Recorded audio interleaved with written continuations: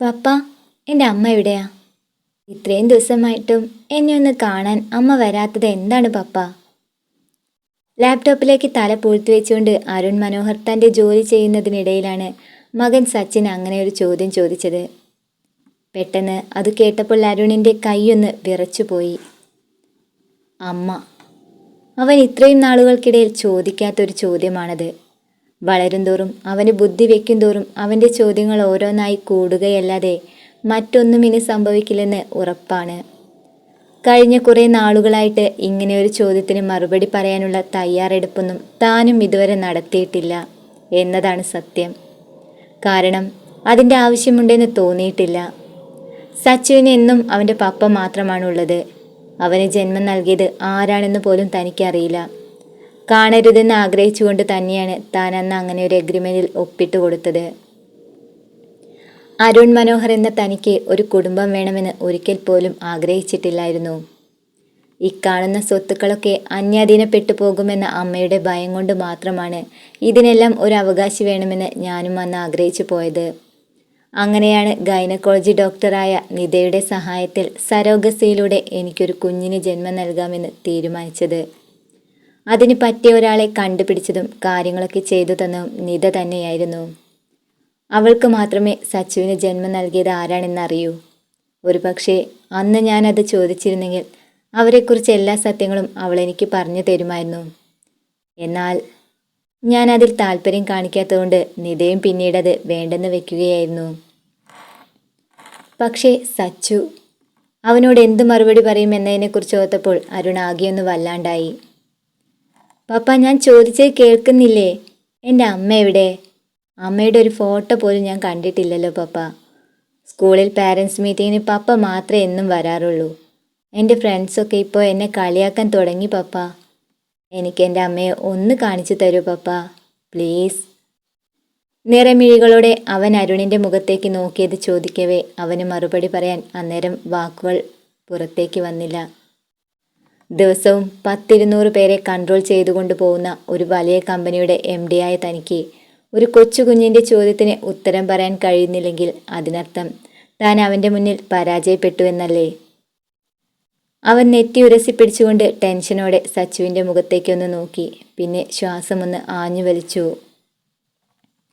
Okay okay, എൻ്റെ സച്ചു, ആദ്യം ഒന്ന് കൂളാവ്. നിനക്കിപ്പോൾ അമ്മയെക്കുറിച്ചല്ലേ അറിയേണ്ടത്? എന്നാ കേട്ടോ, പപ്പയും അമ്മയും തമ്മിൽ കണ്ടിട്ട് തന്നെ ഒരുപാട് നാളായി. ഒരു ദിവസം ഈ പപ്പയോട് വഴക്കിട്ട് സച്ചുവിനെ എൻ്റെ കയ്യിലേൽപ്പിച്ച ശേഷം അമ്മ എവിടേക്കോ ഇറങ്ങിപ്പോയി. കള്ളം. പപ്പ എന്നോട് കള്ളാ പറയണത്. എന്നെ അമ്മയുടെ അടുത്തേക്ക് കൊണ്ടുപോകാതിരിക്കാൻ വേണ്ടി പപ്പ മനഃപൂർവ്വം പറയുന്നതാ ഇതൊക്കെ. പോ പപ്പ, ഞാൻ ഇനി പപ്പയോട് ഒരിക്കലും കൂട്ടുകൂടില്ല. സച്ചു പിണങ്ങി പപ്പയോട്. കണ്ണുകൾ അമർത്തി തുളച്ചുകൊണ്ട് അവൻ മുഖം വീർപ്പിച്ച ഭാവത്തിൽ വേഗം ബെഡിലേക്ക് ചെന്ന് കയറി കമിഴ്ന്നു കിടന്നു. ഓ ഗോഡ്, ഞാൻ ഇനിവനെ എന്തു പറഞ്ഞൊന്ന് സമാധാനിപ്പിക്കാം? ലാപ്ടോപ്പ് അടച്ചു വെച്ചുകൊണ്ട് അരുൺ വേഗം ഡോക്ടർ നിതയുടെ നമ്പറിലേക്കൊന്ന് ഡയൽ ചെയ്ത ശേഷം ഫോൺ ചെവിയോട് അടുപ്പിച്ചു വെച്ചു. നിത, ഞാൻ അരുണാണ്. മനസ്സിലായി. പറയടാ, കുറേ നാളുകൾക്ക് ശേഷമല്ലേ നീ ഇങ്ങനെയൊന്ന് വിളിക്കുന്നത്? അതെ, അതിന് കാരണമുണ്ടെന്ന് കൂട്ടിക്കോ. എന്ത് കാരണം?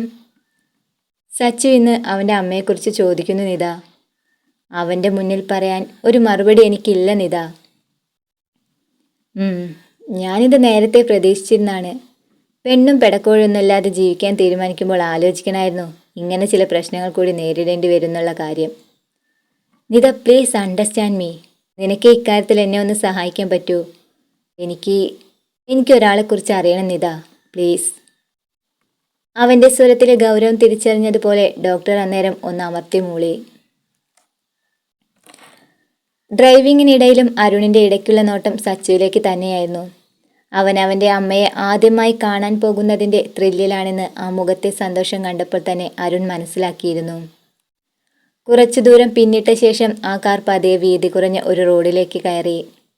ഓടിട്ട പഴയൊരു വീടിന് മുന്നിലേക്ക് ആ കാർ ചെന്ന് നിന്നപ്പോൾ അരുണും സച്ചുവും പരസ്പരം ഒന്ന് മുഖത്തേക്ക് നോക്കി. ഇവിടെയാണോ പപ്പ എൻ്റെ അമ്മ ഉള്ളത്? അവൻ തെല്ല് സംശയത്തോടെ ചോദിച്ചതും അരുണൊന്ന് തലയനക്കി കൊടുത്തു. ശേഷം രണ്ടുപേരും കാറിന് പുറത്തേക്ക് ഇറങ്ങി നിന്നു. വീടിന്റെ ഉമ്മറത്ത് ആരെയും കാണാത്തതിനെ തുടർന്ന് അവിടുത്തെ പഴയൊരു കോളിംഗ് ബെല്ലിൽ അരുണൊന്ന് വിരൽ വെച്ച് അമർത്തി നോക്കി. ഭാഗ്യത്തിന് അതിന് ശബ്ദമുണ്ടായിരുന്നു. കുറച്ചു നിമിഷങ്ങൾക്കകം അകത്തുനിന്നും ഒരു പെൺകുട്ടി പുറത്തേക്ക് ഇറങ്ങി വന്നു. ദാരിദ്ര്യം വിളിച്ചോതുന്നത് പോലെയുള്ള മെലിഞ്ഞിരിക്കുന്ന ശരീരമാണെങ്കിലും അവളുടെ വിടർന്ന കണ്ണുകളും മുഖവുമൊക്കെ കണ്ടാൽ തന്നെ ആരും ഒന്നറിയാതെ നോക്കിയിരുന്നു പോകുമെന്ന് അവന് തോന്നി. ഒരു പക്ഷേ താൻ അന്വേഷിച്ചു വന്ന പെൺകുട്ടി ഇവൾ തന്നെയായിരിക്കുമോ എന്ന സംശയത്തോടെ അവൻ അവളെ തന്നെ ഒന്ന് നോക്കി നിന്നുപോയി. ആരാ? നിങ്ങൾ ആരാണെന്ന് എനിക്ക് മനസ്സിലായില്ല. വീട് മാറി വന്നതാണോ? മുറ്റത്ത് കിടക്കുന്ന വില കൂടിയ കാറിലേക്ക് നോക്കിയവൾ ചോദിച്ചു. അല്ല, ഞങ്ങൾ വന്നത് ഇവിടേക്ക് തന്നെയാണ്. നിങ്ങളാണോ അനുപമ? അതെ എന്നവൾ ഉറപ്പിച്ചു പറഞ്ഞതും പെട്ടെന്ന് സച്ചു അവളുടെ അടുത്തേക്ക് ഓടിച്ചെന്ന് അവളെ ഒന്ന് കെട്ടിപ്പിടിച്ചു നിന്നു. പെട്ടെന്ന് അങ്ങനെ സംഭവിച്ചതിൻ്റെ പതർച്ചയിലും ആശ്ചര്യത്തിലും അനുപമ സച്ചുവിനെയും അരുണിനെയും ഒന്ന് മാറി മാറി നോക്കി. തൻ്റെ കാൽത്തുടയിൽ പറ്റിപ്പിടിച്ചു നിൽക്കുന്ന കുഞ്ഞിനെ നോക്കി അവൾ ആകെയൊന്ന് വല്ലാണ്ടായി. അവളുടെ ആ നിൽപ്പ് കണ്ടതും അരുൺ അവളുടെ അടുത്തേക്ക് ഒന്നുകൂടി ചേർന്ന് നിന്നു. ഞാൻ അരുൺ മനോഹർ. ആ പേര് കേട്ടയുടനെ അനൂര് ഞെട്ടലോടെ അവൻ്റെ മുഖത്തേക്കൊന്ന് നോക്കി നിന്നു പോയി. പെട്ടെന്ന് അവളുടെ കൈകൾ ആ കുഞ്ഞിനെ അറിയാതെ ഒന്ന് ചേർത്ത് പിടിച്ചതിനൊപ്പം അവളുടെ കണ്ണുകൾ താനെ നിറയുന്നത് കൂടി കണ്ടപ്പോൾ അരുണിൻ്റെ മനസ്സിലും പെട്ടെന്ന് എവിടെയോ ഒരു കൊളുത്തിപ്പിടുത്തം അനുഭവപ്പെടുന്നത് പോലെ അവന് തോന്നിപ്പോവുകയായിരുന്നു. അങ്ങനെ സംഭവിച്ചതും അവൻ വേഗം അവളിൽ നിന്നും മുഖം തിരിച്ചു നിന്നു. തനിക്ക് ഇതെന്താ പറ്റിയത്? ആരുടെയും മുന്നിൽ മനസ്സ് പതറാതെ ധൈര്യത്തോടെ നിൽക്കുന്ന അരുൺ മനോഹർ എന്ന തനിക്ക് ഒരു പെൺകുട്ടിയുടെ കൺകളിലേക്ക് നോക്കാൻ പോലും കഴിയുന്നില്ലെന്നോ? ഒരു സംശയത്തോടെ അവൻ അങ്ങനെ നിൽപ്പ് തുടരുന്നതിനിടയിലാണ് പെട്ടെന്ന് അനുപമ സച്ചുവിൻ്റെ മുന്നിലൊന്ന് മുട്ടുകുത്തിയിരുന്നത്. താൻ നൊന്ത് പ്രസവിച്ച കുഞ്ഞാണ് തന്നെ ചേർത്ത് പിടിച്ചിരിക്കുന്നത് എന്ന സത്യം തിരിച്ചറിഞ്ഞ ഒരമ്മയുടെ സന്തോഷവും കണ്ണുനീരും എല്ലാം ചേർന്നടങ്ങിയ ഒരവസ്ഥയിൽ അവൾ ആ കുഞ്ഞിനെ വാത്സല്യത്തോടെ തൻ്റെ മാറോട് അടക്കി പിടിച്ചു. അതിനിടയിലാണ് പെട്ടെന്ന് അവിടേക്ക് ഒരാൾ കയറി വന്നത്. അല്ല, ഇതേതാ പുതിയൊരു കക്ഷി? ഇവിടെയെങ്ങും മുമ്പ് കണ്ടിട്ടില്ലല്ലോ.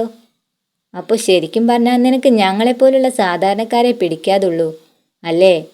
കാശുള്ളവന്മാർ വന്നു വിളിച്ചാൽ നീ നിന്റെ ഈ കതക് പകലാണെങ്കിലും തുറന്നു കൊടുക്കും അല്ലേടി? അയാൾ അത് പറഞ്ഞു തീരുന്നതിന് മുമ്പേ പെട്ടെന്ന് അരുണിൻ്റെ കൈ അയാളുടെ കവിളിലൊന്ന് പതിഞ്ഞു കഴിഞ്ഞിരുന്നു. ശബ്ദം കേട്ട ഞെട്ടലിൽ അനുവും ഒന്ന് തരിച്ചു പോവുകയായിരുന്നു അന്നേരം. Mind your words. സ്ത്രീകളോടും കുട്ടികളോടും മാന്യത വെടിഞ്ഞ് സംസാരിക്കുന്നവരെ എനിക്ക് പണ്ടേ ഇഷ്ടമല്ല. അവൻ്റെ കണ്ണുകളിൽ ജ്വലിച്ച അഗ്നിയുടെ ചൂടും തൻ്റെ കവിളിൽ പതിഞ്ഞ വേദനയുടെ ചുഴലും അയാൾ തെല്ലൊന്ന് ഭയന്ന് മാറി പിറകോട്ട് വലിഞ്ഞു. വരുത്തന്മാരെയൊക്കെ വിളിച്ച് കയറ്റിക്കോടി നീ. ഇയാൾ ഇവിടുന്ന് പോയാലും നീ ഇവിടെ തന്നെ കാണുമല്ലോ. കാണിച്ചു തരുന്നുണ്ട് ഞാൻ. കവിളിൽ കൈവച്ചുകൊണ്ട് രൂക്ഷമായൊരു നോട്ടത്തോടെ അയാൾ അതും പറഞ്ഞ് അവിടെ നിന്നും തിരിച്ചു പോയപ്പോൾ അരുൺ പെട്ടെന്ന് അനുപമയുടെ മുഖത്തേക്കൊന്ന് നോക്കി. ആരാ അയാള്?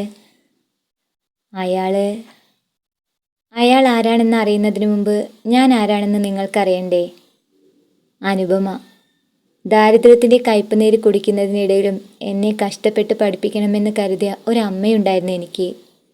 വയ്യായ്മ ഗവനിക്കാതെ എനിക്ക് വേണ്ടി രാപ്പകലില്ലാതെ എൻ്റെ അമ്മ കഷ്ടപ്പെട്ടു. ഒടുവിലൊരു മാരക രോഗത്തിന് മുന്നിൽ അമ്മയ്ക്ക് ചുരുണ്ടുകൂടി കിടക്കേണ്ടി വന്നപ്പോൾ എന്ത് ചെയ്യണമെന്നറിയാതെ ഞാനാകെ പകച്ചുപോയൊരു നിമിഷം ഉണ്ടായിരുന്നു. സഹായിക്കാനും തിരിഞ്ഞു നോക്കാനും ആരും അന്ന് ഉണ്ടായിരുന്നില്ല. ചെറുപ്പത്തിലെ എന്നെയും എൻ്റെ അമ്മയെയും ഉപേക്ഷിച്ചു പോയ എൻ്റെ അച്ഛൻ്റെ പേരും പറഞ്ഞ് ആളുകളെന്നും എൻ്റെ അമ്മയെ മറ്റൊരു കണ്ണിലൂടെയാണ് കണ്ടിരുന്നത്. അമ്മയുടെ ദുർനടപ്പ് കാരണം ഇങ്ങനെയൊക്കെ സംഭവിച്ചതെന്ന് പറയുന്നവരോട് ഒന്നും സഹായം ചോദിച്ച് ചെല്ലാനും മനസ്സ് വന്നില്ല.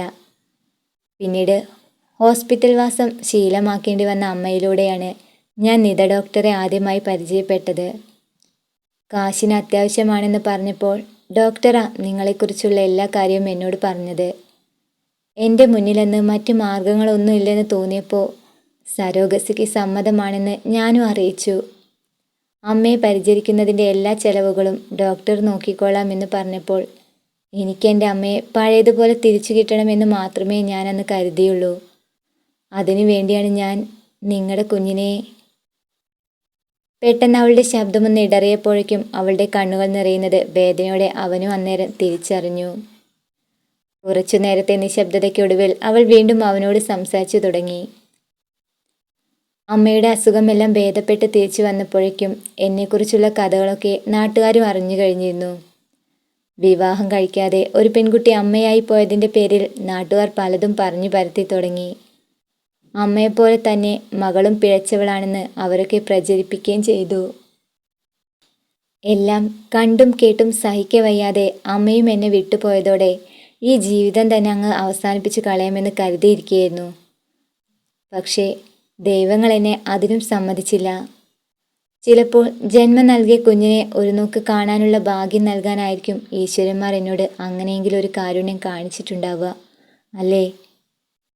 അവനെ നോക്കി അവളത് ചോദിക്കവേ പെട്ടെന്ന് അവൻ്റെ മനസ്സും അറിയാതെയൊന്ന് പിടഞ്ഞുപോയി. താൻ നൽകിയ പണമൊന്നും അവളുടെ ജീവിതാനുഭവങ്ങൾക്ക് മുൻപിൽ ഒന്നുമല്ലെന്ന് അവനും തോന്നിപ്പോയ നിമിഷമായിരുന്നു അത്. അപ്പോഴേക്കും സച്ചു അവളെ ഒന്നുകൂടി മുറുക്കി പിടിച്ചു കഴിഞ്ഞിരുന്നു. അമ്മ ഇനി ഇവിടെ നിൽക്കണ്ട, പപ്പയുടെ എൻ്റെ കൂടെ വരണം. ഇനിയും ഈ സച്ചുവിനെ ഒറ്റയ്ക്കാക്കി അമ്മ എങ്ങോട്ടും പോകണ്ട.